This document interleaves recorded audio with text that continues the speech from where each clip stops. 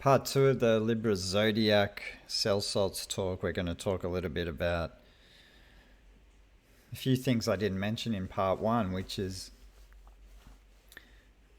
about sodium phosphate, natrium phos, and the connection with Libra, which is a Latin word for pound. And the original glyph, interestingly enough, for Libra was the claws of the scorpion. And we all know the etymology of the word tends to connect to charm, attractiveness, sensual love, this kind of thing. But in ancient Babylonian star law, she was known as Inanna or Ishtar, Lady of Heaven, goddess of love, but also the goddess of war, which a lot of people don't tend to talk about so much. She was also, Inanna was known as she was seen armed with a sacred bow, and she was known as the destroyer of foreign lands. So there's a dualistic side to Libran. Dualistic side to Venus, which is, represents kind of the sacred, the profane, the life force and the death wish, the goddess of love and goddess of war. And there's that connection with her being known as, which everyone's familiar with the word Lucifer, which is known as the light bringer. So the morning and the evening star. And the retrograde period of Venus generally goes for 40 days. So there's that biblical connection with the story, 40 days, 40 nights.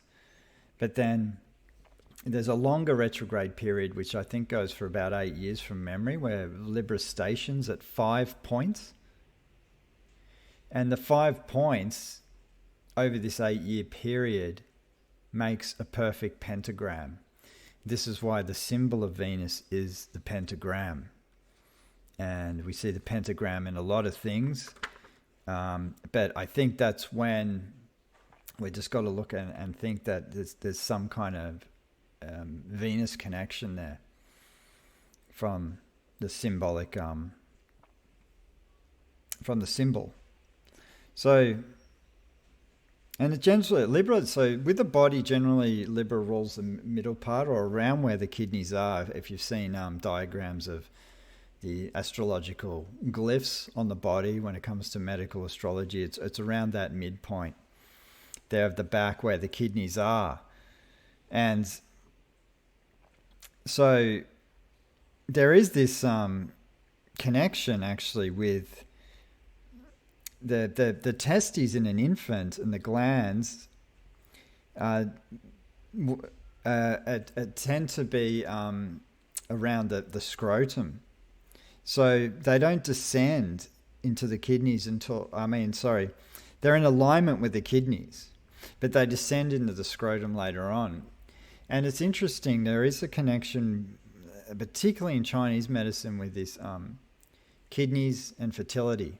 And this is where this connection comes to. And there's a connection with the sperm as well, which is the life essence of man.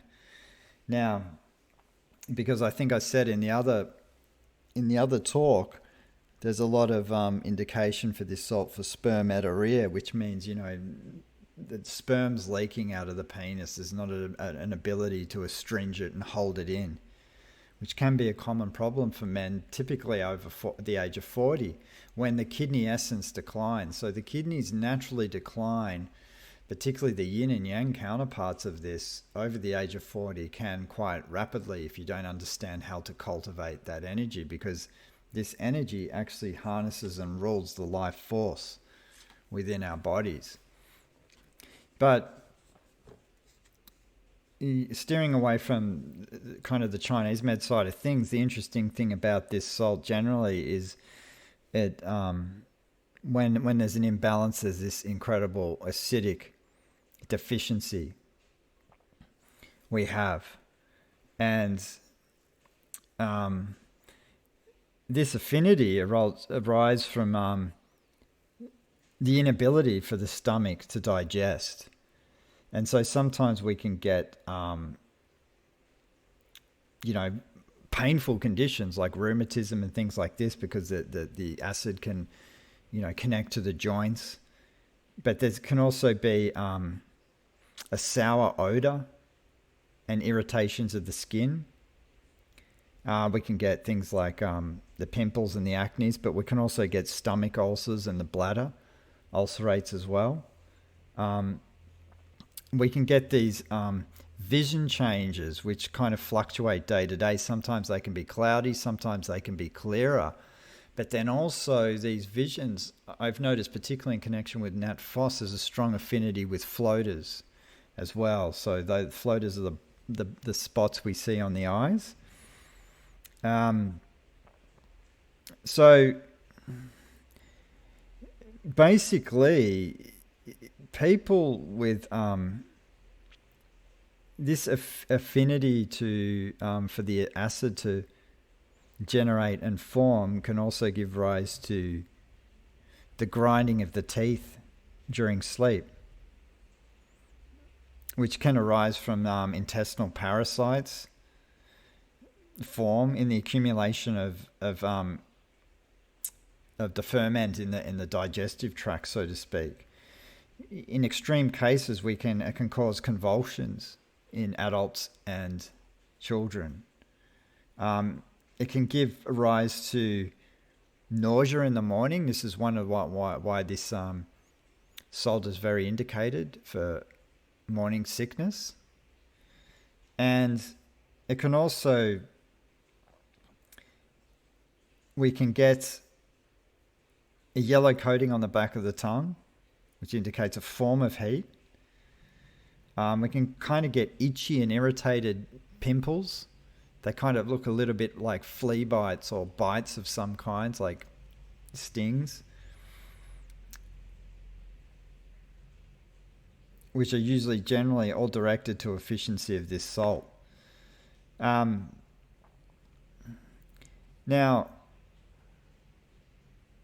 there can also be headaches on the crown of the head and the forehead, or headache with pain in the stomach, particularly. So, and any,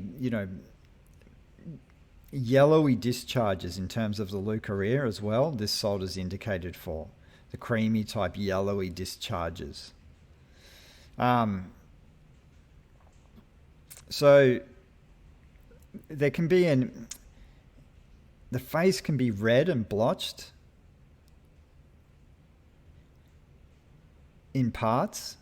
And also you can get extreme tonsils and throats inflamed as well. And also this deep-seated acid that has the inability to resolve itself, most of the times, particularly from ulcers, stomach ulcers, generally always lead to some kind of form of cancer. So it's important to get on top and resolve these issues if one does have them. Now, there can be diarrhea from a deficiency in this salt, especially in children, where jelly-like masses or mucus can be passed as well. And there can be insufficient urination is another symptom of the need of this salt, which is a lot to do with obviously the kidney function as well.